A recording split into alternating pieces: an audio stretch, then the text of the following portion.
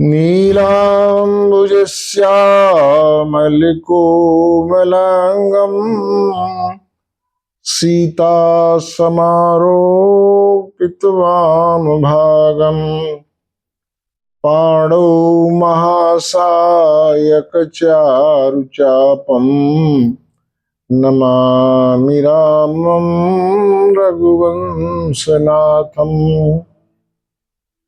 सबरी गीध सुसेवकनु सुगत दीन रघुनाथ। नाम उधारे अमित खलो वेद विदित गुण गाथ। भगवान को अपने जन अत्यंत ही प्रिय होते हैं। वह किसी देश में रहें, किसी वेश में रहें, भगवान चेहरा नहीं हृदय की बात को पहचानते हैं। इसलिए तो भगवान जब सबरी जी के आश्रम में पधारे तो सबरी जी का ऐसा आतिथ्य स्वीकार किया राम जी ने कि भूतो न भविष्यति। कंदमूल फल सुरसयति दिए राम कहुआन। प्रेम सहित प्रभु खाए बारंबार बखान। कहा भी है सबरी के वेर परमात्मा ने जिस रस से खाए जो उनका स्वाद मिला, ऐसा स्वाद जो है वह सभी जगह जो है तलाशते रहे, लेकिन उस स्वाद को वे नहीं पा पाए। राम जी ने सबरी से कहा कि मां सबरी, कि मैं केवल एक भक्ति का नाता मानता हूं, मान हूं एक भगति कर नाता, और सारी बातें तो सब गौण हैं, प्रमुख है तो हृदय का भाव है। सुर सिंधु चाहत भाव कि तोष जल अंजलि दिए। महापुरुष होते हैं, देव पुरुष होते हैं, वे केवल हृदय का भाव देखते हैं, उसे बाह्य पदार्थों से क्या लेना देना है। सूर्य को यदि दीपक दिखाया जाए, समुद्र को एक अंजलि जल दिया जाए, तो उससे उसकी क्या बड़ाई होने वाली है। वह तो भक्त का भाव देखता है कि हमें कोई दीपक दिखा रहा है, हमें कोई एक अंजलि जल दे रहा है। राम जी को पदार्थों की क्या कमी है, लेकिन सबरी का जो भाव उन्होंने पाया वह त्रिलोक में जो है उन्हें दुर्लभ ही रहा। राम जी कहने लगे कि सबरी जी, मैं आपको नवधा भक्ति का उपदेश करना चाहता हूं। नवधा भक्ति कहो तो ही पाही, सावधान सुन धर्म अनुमाही। अनमोल रत्न है यह सबरी, और तो केवल माध्यम बना करके राम जी ने हम संसार के लोगों के लिए उपदेश किया है। उन्होंने कहा, प्रथम भक्ति संतन कर संगा। जो नवदा भक्तियां बताई गई हैं, भगवान ने कही हैं, तो उसमें जो प्रथम भक्ति है, प्रथम भक्ति में कोई शर्त नहीं है। बाकी की अन्य जो भक्तियां हैं वो सशर्त हैं। किसी न किसी शर्त को राम जी ने जोड़ दिया है, लेकिन इसमें कोई शर्त नहीं लगाई है। उन्होंने कहा है, प्रथम भक्ति संतन कर संगा। यदि संतों का हमें सानिध्य मिल जाए, साथ मिल जाए, क्योंकि संत जो है उनकी प्राप्ति भगवान की कृपा पर निर्भर है, या दूसरी प्रकार से उन्होंने कहा है गोस्वामी जी ने कि पुण्य पुंज बिनु मिलहि न संता। और कभी भगवान जब स्वयं कृपा कर देते हैं तो उसे संतों की प्राप्ति हो जाती है, और संतों की जब प्राप्ति हो जाती है तो भक्ति सहज ही प्राप्त हो जाती है। भक्ति का आशय यह है कि हमारे जीवन में सुख और शांति आ जाए, परमात्मा का ध्यान होने लगे, परमात्मा के नाम का स्मरण होने लगे, सारे जीवों में सिया राममय सब जग जानी की दृष्टि निरूपित हो जाए। मिले ही जो संत हो ही अनुकूला, संत मिल जाएं और हमें अनुकूल बन जाए, तब जो है भक्ति स्वयं प्राप्त हो जाती है। संत जो है सरल चित्त होते हैं, उनकी तो पहचान जो है अगर परमात्मा करा दे तभी होती है, अन्यथा हम भटकते ही रहते हैं। और जो संतों के लक्षण बताए हैं, यदि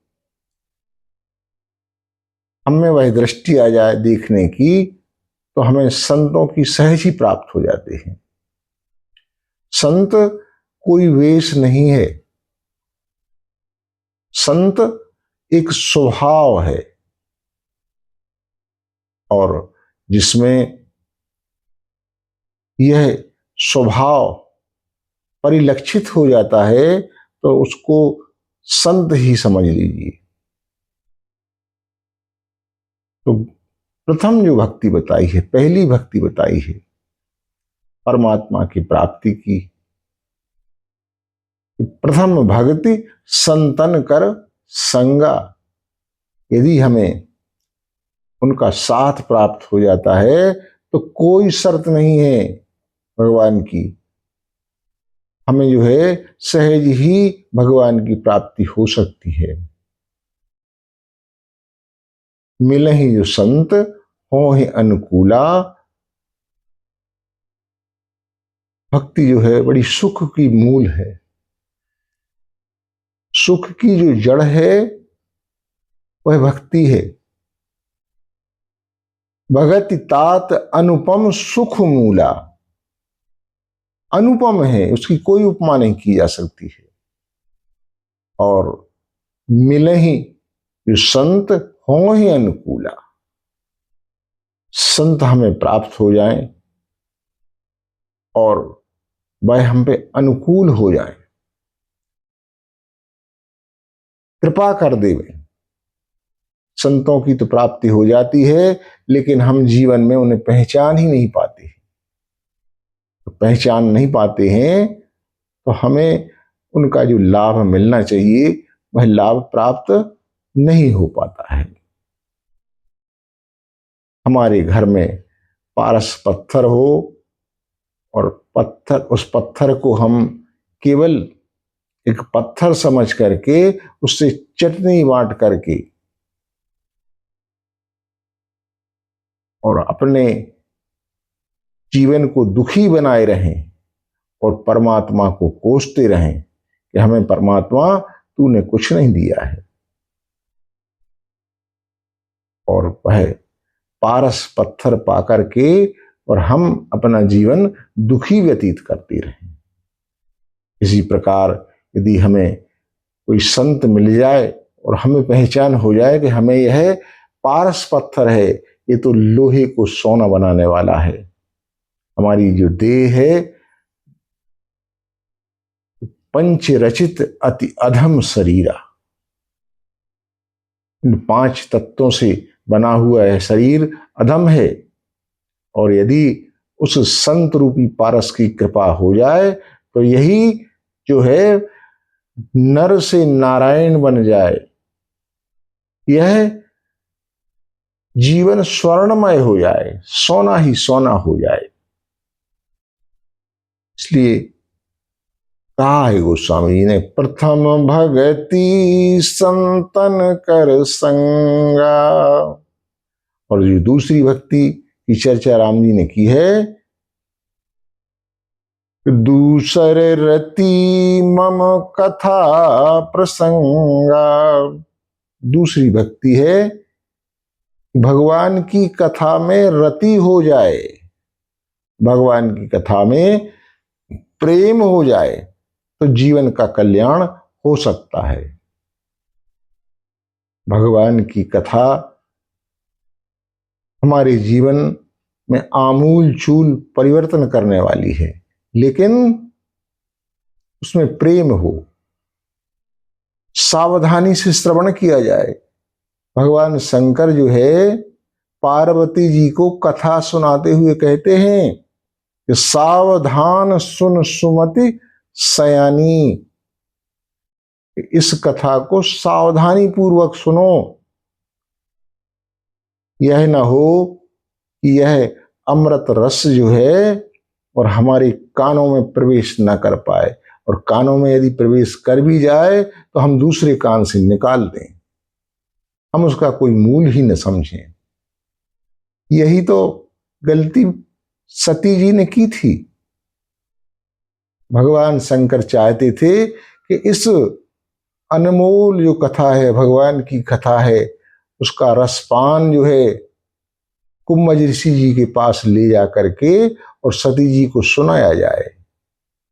लेकिन सती जी ने केवल कानों से सुना तो, लेकिन जो है मन को सावधान नहीं रखा। तब उन्होंने संकेत किया है गोस्वामी जी ने कि राम कथा मुनि बरज बखानी, सुनी महेश परम सुख मानी। वहां जो है सती जी के सुनने का संकेत नहीं आया है।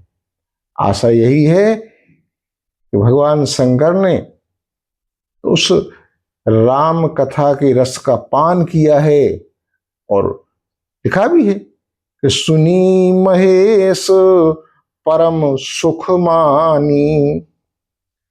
सती जी के विषय में कोई संकेत नहीं दिया है कि उन्होंने भगवान की कथा को सुना, इसलिए उनके मन में संशय हुआ।